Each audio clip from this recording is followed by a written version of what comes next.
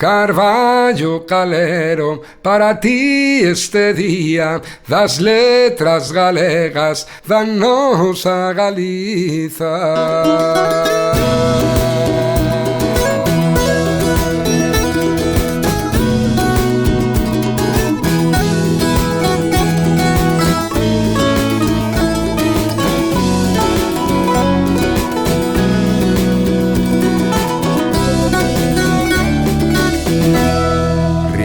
Carvalho Calero, ferrolán galego, filólogo y escritor, licenciado en Dereito, membro da Real Academia e el mar integracionista, foi curmán de Portugal, mareiraba a mesma lingua, mestre de moitos máis mestres, catedrático lingüista, loitador, traballador do Partido Galeguista.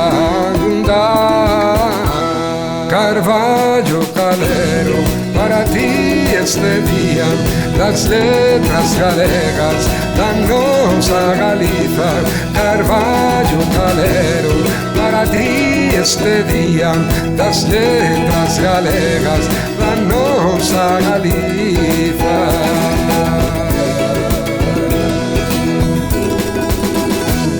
Loitadores como eles que foron cativados, o paso do tempo foron homenaxeados, cando emerxen grandes almas, os escuros as castigan, negando o seu traballo, negando a súa valía. Fixo un feixe de obras, escribiu toda a vida, poeta estudioso, narrador, Castelao e Rosalía.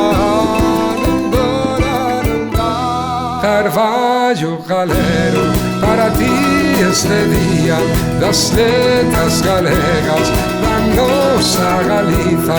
Carvalho Calero, para ti este día das letras galegas danos a Galiza.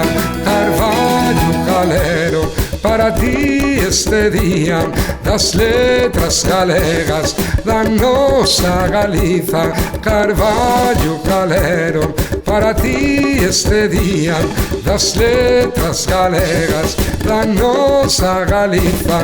Carvalho Calero, para ti este día das letras galegas danos a Galiza.